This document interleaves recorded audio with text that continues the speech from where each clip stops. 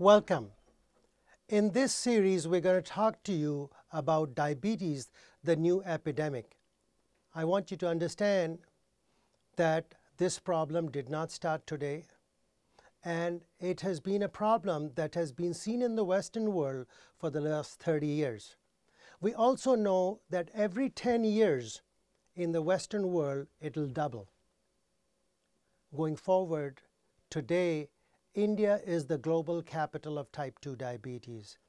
And I want you to understand that this type 2 diabetes is a global problem. But why is India become the global capital? We had a gene that we inherited called the thrifty gene or the starvation gene. And as we had episodes over the last 5,000 years when there were periods of famine and there was no food, this was the gene that protected us.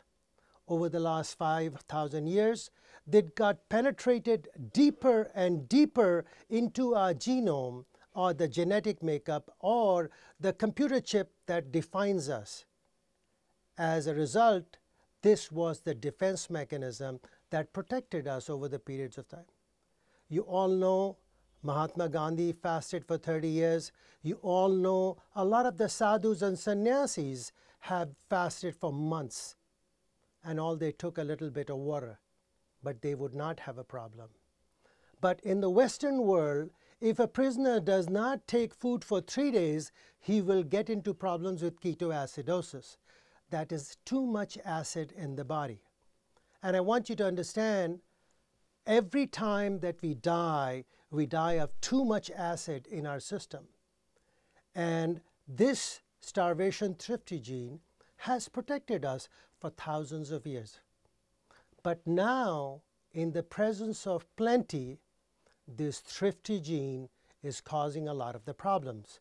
Because we are a very efficient engine, we require very little amount of petrol to run ourselves. Now, in the presence of plenty, is falling apart. What happens is the liver is the gatekeeper. Is the gatekeeper that regulates and also modulates. That means it puts a rubber stamp on every food that enters in our system.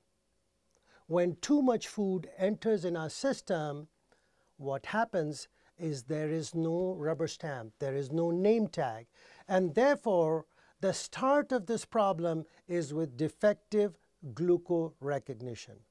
And so today, when you have diabetes, you are literally starving in the presence of plenty. That means the doors that should be opening in your cells are not opening. And so there's a series of signaling. There's a series of keys that are supposed to open the locks, don't open. And we get along worse and worse. And so what I want you to understand, that this diabetes that I'm trying to talk to you about, people will say this is a disease of blood sugar. Absolutely nonsense. Blood sugar is a very small fragment of the entire problem. I want you to understand that in this problem, blood sugar certainly goes up, but so do so many other things that go wrong. And diabetes is a vascular disease. It's the vascular disease that kills. And you may not have heard this, and it may come shocking as it is, but today, if you look in the major hospitals where people are coming in with strokes and heart attacks, and then the doctor says, oh, by the way, you have diabetes as well. That is a culmination of 20 years to 25 years of insulin resistance. And so what I want you to understand, that atherosclerosis, although it's seen at the age of 30 or 40, but this problem really starts from the womb, the mother's womb. And then gradually as time goes on, when we are not eating right, we get into problems. So I was talking to you about diabetes being a 4-ring circus. And the first ring in the circus is central obesity. Now, this is the defining change in type 2 diabetes. What happens is, as food does not get recognized, the food bypasses and goes around and around. The liver lets the food go through, The pancreas doesn't respond, the muscles don't respond, and it goes to the storage depot. And where is the storage depot? It's in the fat cells. And where are these fat cells? They are small intestines, around the small intestines. So all these little fat cells around the small intestines are getting bigger and bigger and bigger. And so all the tall buildings are coming up in Connaught Place, and you have a huge series of high-rises leading to central obesity. This is a crux of the problem. The second thing that happens in this, that blood sugar starts going up. But the blood sugar starts going up 18 years after the problem has started. It's a very late presentation of type 2 diabetes. The third thing that happens is the blood pressure slowly starts climbing up. Almost every person with type 2 diabetes has a slow, relentless, progressive increase in blood pressure that is going up. And we have to take into account the change that has occurred in his blood pressure and not one episodic blood pressure, because that change defines the person's requirement. The fourth thing that happens is the cholesterol profile changes. And I want you to understand that we are not understanding the cholesterol problem in diabetes because it's very complex. It is multiple things that change, and I'll be talking to you more about it. Finally, I wanted to talk to you about is smoking. And I want you to understand that smoking and diabetes don't go together. A doctor can protect you from everything, but he cannot protect you from smoking. So it makes everything happen very rapidly. But you know what is not being emphasized today? There are more women smoking today. And when women smoke, the incidence of complications, heart attacks, strokes, in fact, goes up exponentially. And there's more women that will die from the first heart attack this year. There will be more women that will have a heart attack this year. There will be more women that will die within a year of their first heart attack. And these are significant changes that are not being recognized. I also want you to understand that I mentioned about central adiposity. And often we will refer to an apple shape of the body. And if you look at the mirror sideways, then a doctor doesn't have to make the diagnosis. You know you've got it. There is another type of fat deposit that happens around the hips. And this is called the pear shape of obesity. That is not related to diabetes, but the central adiposity is. Now, going forward, I want you to understand that in the United States, we realized in 2001 that everything was increasing in type 2 diabetes at the rate of 5 times. So there were 5 times increase in heart attack, 5 times increase in strokes, 5 times increase in amputations. And when we looked back and looked at what was happening in the mid-70s, then we realized that 3 important events happened. One, we got the remote control. The little excursions of walking back and forth to the TV stopped. We became a couch potato.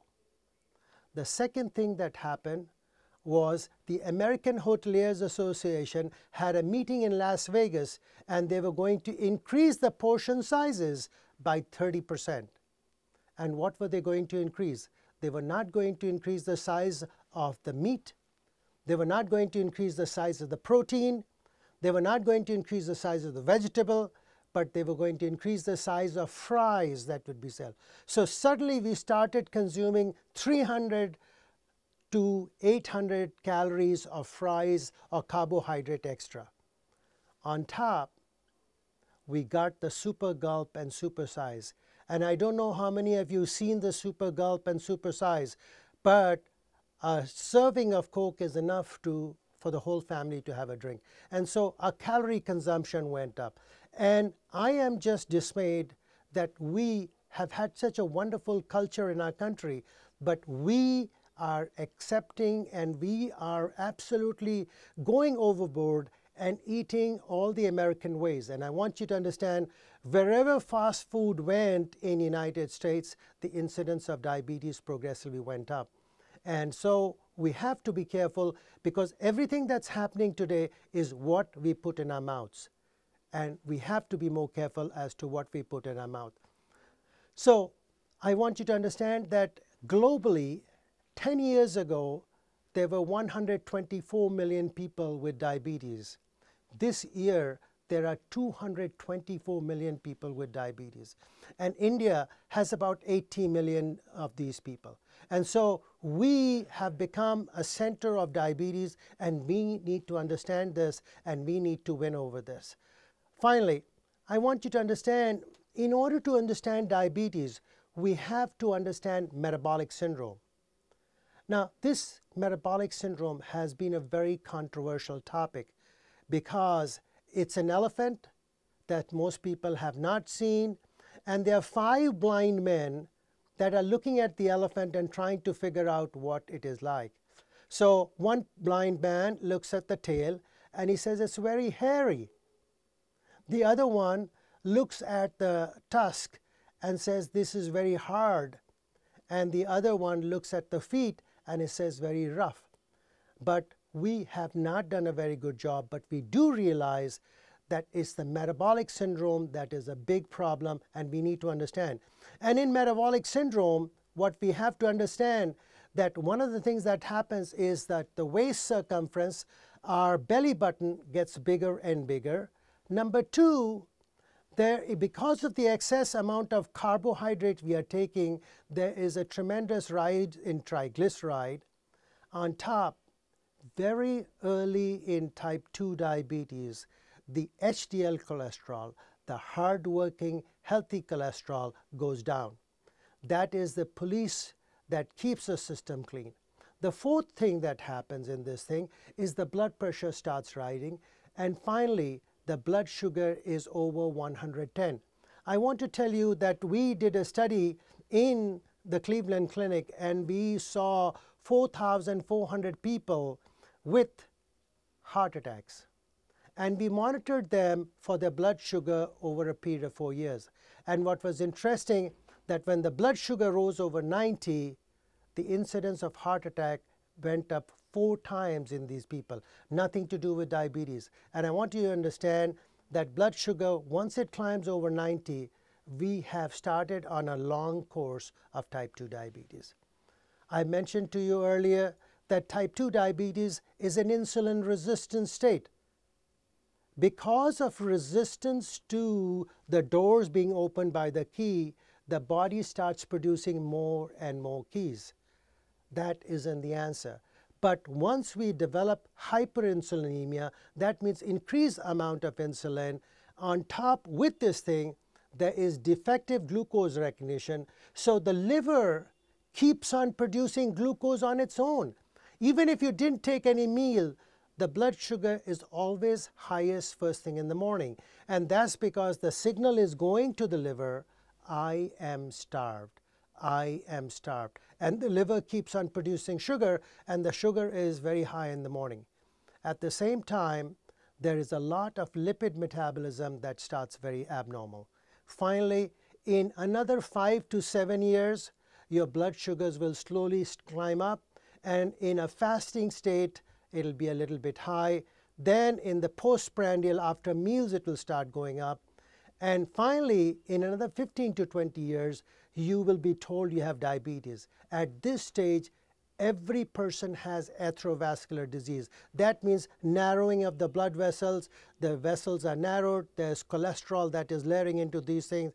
Everybody has high blood pressure. Everybody has high cholesterol. So I want you to understand that this is a very complex disease. And 10 years ago, when we were looking at the data of globally, we had predicted in 2001 that India and China would become the global capital of type 2 diabetes. And I want you to know that's come true. And in another 10 years, we will have another 10 million people. So every 10 years, the number of people that have diabetes will double. And if we don't look after ourselves, American healthcare has not been able to keep up with itself. And there's a saying, the emperor has no clothes.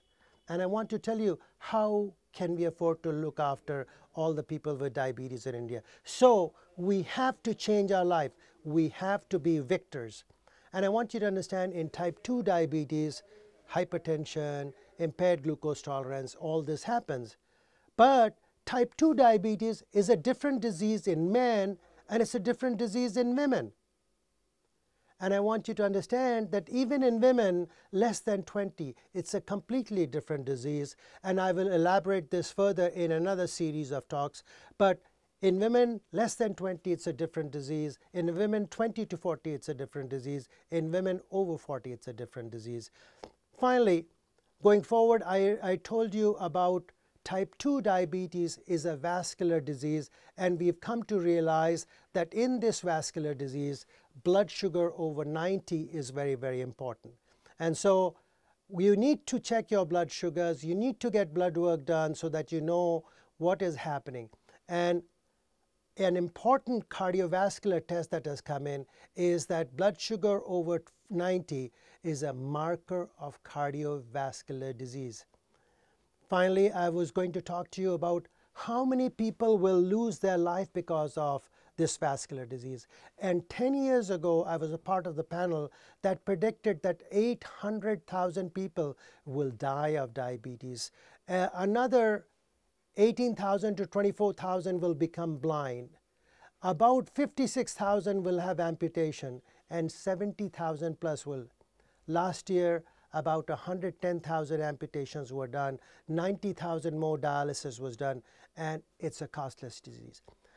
Having said that this is a vascular disease, I felt that it was important at this stage to share with you what is a vessel. And the vessel that we have is a vessel wall which has 3 layers. It has an outer layer, which is a protective coat. It has a middle layer and the inner layer. The middle layer is formed of elastic, and the elasticity and the muscles allows these vessels to expand and contract. And so when you feel your pulse and you feel the blood vessel expanding and contracting, it's happening because of the elasticity of these blood vessels. The final piece is the endothelium. The endothelium is the most powerful part of the body. And if I took all your endothelium and laid them flat on a floor, then it will cover 6.5 tennis courts. And so this is a vast area that we are talking about. So we were talking about the vessel wall.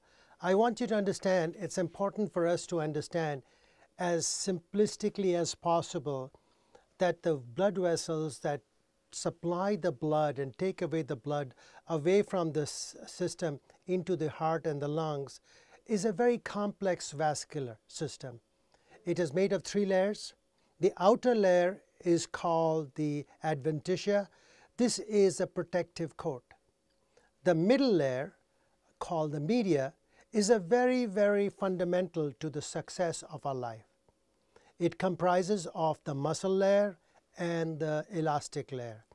Now, you all know that we buy garments, we buy undergarments that lose their elasticity and become uncomfortable. We can throw it away and get new ones. But the elasticity in the blood vessel can also go away. As a result, the compliance goes down. As a result, the blood pressure starts going up, and what we get is a stiffening of the blood vessel. And it's also called atherosclerosis. Now, this is part of the aging process, and you may think that all hell will fall apart and you're going to get worse anyway. But I want you to understand that with medicines today, we can fix the elasticity, and this elasticity can come back, and the blood vessels can be made to become like what they were at the age of 18. Finally, the inner coat of the blood vessel. This is absolutely paramount to our survival.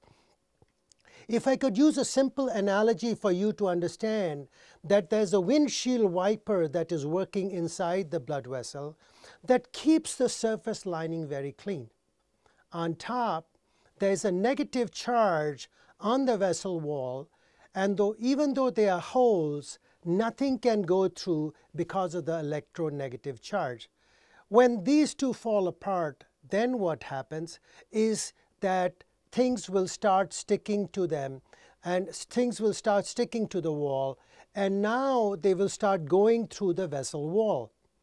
This is early stage of endothelial dysfunction, and now there will be accumulation of things, and that eventually will lead to more and more entry of platelets and other things that will cause the endothelium to become not the paper thin size, but 20 times its size. The other thing that happens is this story doesn't happen in a day. It takes 20, 30, 40 years. And what typically happens is called a technical term plaque rupture. That means a volcano erupts and the vessel wall will throw out into the system a lot of toxic material. Now, the body has a phenomenal way of containing this toxic material, and just like a fire extinguisher, it will throw soap suds on top of it and completely contain it. When it does so, even though when the blood vessel is not completely closed off, now you have an acute heart attack. Why do we want to rush you to the hospital? That's because we can give you a material called Drano or chemical stuff that will dissolve the clot and make the blood vessel open again. And if you reach within 4 hours of acute thrombosis, you can be totally recovered from the acute episode. And so that is the sense of urgency about this happening, is that we want to get you into hospital real quick and we can dissolve that clot. Further, I want you to understand that sometimes a patient may think, oh my God, everything is going to be downhill. I'm going to get worse and worse. It's not true. And there is a cholesterol and atherosclerosis axis, and it's also associated with high blood pressure. Finally, one of the aspects that I want to emphasize in the next few minutes is about women and metabolic syndrome and diabetes. I had mentioned earlier that no matter what happens, we have to understand that the gender protection that we thought women have before menopause with diabetes is completely gone. So in women that don't have diabetes and in women that have diabetes, the incidence is just as equal and the gender protection is completely gone. On top of that, diabetes is a much more vigorous disease, much more progressive disease, and is going to cause you. And in this slide, I have tried to show you a very elegant study that looked at people with heart attack and how many survived over a period of 60 months. And when we look at men and women, and we look at men without diabetes and with diabetes, then certainly with diabetes, the survival rate goes down.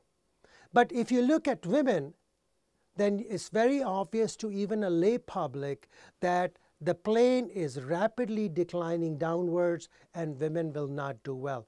And we have to understand that women have to take a better interest to understand this problem. We have also understood similarly that heart attack, strokes, all of them are equally bad in people with diabetes as people with heart attack. Finally, I want you to understand that we have now come to realize that what is very fascinating is I have told you that all diabetics will have bad outcome. Cholesterol will cause heart attack and strokes. But what I want you to hear from me today, that when we treat diabetic patients properly with the appropriate cholesterol medicine, then they always do very well. And so it's not all doom and gloom, but I want you to understand in several elegant studies over the last 30 years where people have had no previous heart attack or stroke or previously have had heart attack or stroke, they all do very well with their cholesterol management. And so there is hope at the end of the tunnel, I want you to understand. The other aspect I want you to understand, the connection of hypertension and atherosclerosis. There are 200 medicines that a doctor can give you for diabetes. How does he make these choices? And I want you to know it's very important that science, that research has taught us to wisely choose cholesterol medicine. And in this slide, we are looking at monkeys who have genetic predisposition for rapid atherosclerosis. They will die very quickly. But we gave them a blood pressure medicine, losartan, and what was interesting is despite the fact they had genetic risk factors for advanced and very rapid heart disease, it did not happen.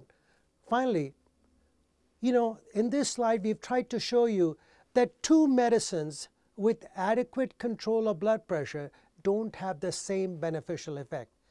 And so the slide on the left shows you a medicine that we have used to control the blood pressure and has done a very good job. But the vessel has continued to deteriorate, is getting worse and worse. Whereas the slide on the right side, the lumen is bigger, the elasticity is better, the endothelial surface is much better, and it's an ACE inhibitor. And we know that certain classes of blood pressure medicine have a profound beneficial effect in people with diabetes, and that's why I make those choices. I am a nephrologist. I like to treat people on dialysis, but I want you to know I have become a preventive nephrologist. And when I see the hundreds and hundreds of people ending up on dialysis, almost 50% of the patients are diabetic, another 30% are hypertensive. And as a result, I have been working in the diabetes and hypertension field to prevent people from having need for dialysis. And I want you to understand dialysis is a lousy option. It's costly and people will die. Transplant is good. But at the same time, I'm sharing with you that a lot of these people do not have to end up on dialysis, and the river Nile can be made to go backwards by appropriate. One of the things that we as nephrologists do is we use a dipstick to measure the degree of proteinuria. And we use that to treat people with protein loss. But we've understood that a simple dipstick is a very powerful cardiovascular test. And the degree of proteinuria directly related to the degree of stroke, heart attack, and vascular events. And so we are learning, we are evolving, and we are using new information more and more. How about the treatment of diabetes? And I want you to understand, if we keep thinking blood sugar and diabetes, then we'll keep treating the old way and the people will never get better. The disease will continue to progress, they will continue to decline. But newer and newer drugs, and one of them is the thiazolidine class, and this was a major evolution 15 years ago. And if I was talking to you about the doors not opening, and if you look in this slide, then the sugar is going around the cell but cannot enter because the doors, which are the GLUT4 receptors, have fallen off the wall. So literally, there is no door. And we can keep on producing keys, but if there is no door, nothing can open. But in the next slide, when we use this class of medicine, then all these doors slowly start moving to the wall. Now, once they are moved in, insulin can open the lock and sugar can enter. What happens? I want you to understand most doctors do not understand people with type 2 diabetes. They want to think that these people are lazy, and it's because of the laziness they gain weight. It is because they are mentally deranged that they eat all the time, but it is not so. It is the sugar that is not entering the right place, and they are starved in the presence of plenty. That's why the signal keeps going on. And I want you to understand that so many studies have been done, and one of them was the UK PD study that showed that intensive or aggressive treatment and conventional treatment, there was a difference, but everybody did poorly over time. But the reason why that study taught us that if we keep repeating the same thing over and over again and expect a different result, it ain't going to be happening. So we have to change. We have to come up with novel ways. And I want you to understand that the newer treatments that are there, here is the thiazolidine class, where over 60 months, and I can tell you for 10 years now, the blood sugar or the hemoglobin A1C does not go up, it stays flat. So now we have successfully demystified diabetes. We've taken care of diabetes, we've taken care of blood pressure, and I want to tell you we have taken care of cholesterol. What happens? And I want you to understand that we have talked over the years that 1 plus 1 does not add to 2, it becomes 3. So diabetes and high blood pressure don't act as 2 but 3. And diabetes and high blood pressure and cholesterol don't add up to 3 but they become 9. What I want you to understand, today with newer and noveler drugs that really have a profound effect on how switches go on and off, we can not only make the sugar become better, but the pancreas that has died over a period of time can be made to live again. And in this slide, the granulations in the pancreas have become very prominent, and now they're becoming alive. Now, no discussion about diabetes is complete without exercise. And I want you to understand that no matter what any doctor tells you, medicine can fix the problem only by 50%. The other 50% has to come from the patient itself. The next aspect of diabetes care is the emotional status of the person. He must desire to be well. And once he makes the desire to be well, then two important things come in: diet and exercise. And often this is made into a hawa or a big issue. I want to tell you there are simple things that we need to do.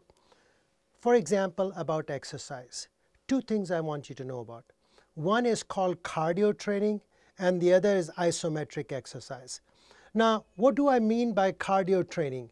Cardio training is about continuous enduring exercise so that you stimulate your heart and you increase the endurance of the heart so that the vessels and the heart are able to become more efficient. This is a slow and relentless process. You can't fix this problem in a day. About the exercise, I want you to know Rome wasn't built in a day. We need to start slow and slowly build up on it.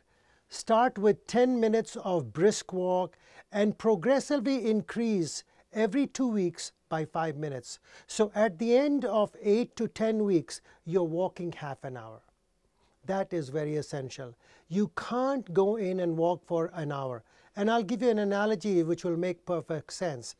Beginning of the year, a lot of people went into weight loss and exercise and joined the gym, and they're now pounding the treadmill.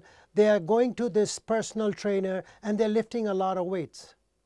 At the end of January, 90% have gained weight. And they get disappointed and disillusioned. Well, if we do the wrong things, how do we expect the right result? And so slow and steady wins the race. And what's fascinating, when these people over the month of February, when they are not exercising, they lose weight. And why is this happening? Will be a discussion for another presentation. But going forward, isometric exercise. Isometric exercise is a very foreign concept to a vast majority of us. Isometric exercise is weight training. And I want you to understand, after the age of 30, we start losing 1% of our muscle mass every year. As a result, from this American Hummer car, which is an 8-cylinder car, which guzzles up a lot of petrol, now you become a 6-cylinder Honda and then a 4-cylinder Maruti, and your calorie consumption goes down. For the same amount of energy, you'll start gaining weight. But if we put those muscle back, 2 or 3 things will happen. 1, we will not have osteoporosis. 2, our arthritis will be better. 3, our blood sugars will be much better. The body will be able to burn the sugar in the furnace, which is in the muscle. So isometric exercise is very important. The other aspect of isometric exercise is you must give those muscles a break for 1 day. So if you're doing exercising, weight training every day, then do the upper body 1 day, mid body the next day, and lower body the next day. Finally, in type 2 diabetes, the most powerful medicine is aspirin. Aspirin is cheap, it is very powerful. And I had mentioned to you earlier that it is the thrombus or clotting of the blood vessels that causes an acute emergency to happen. And taking an aspirin 75 milligram every morning is a very safe way to prevent this from clotting the blood vessels. So I hope I've been able to give you in this presentation a fairly broad-based idea about diabetes. We will be talking more in detail about various aspects. Thank you. Have a wonderful day.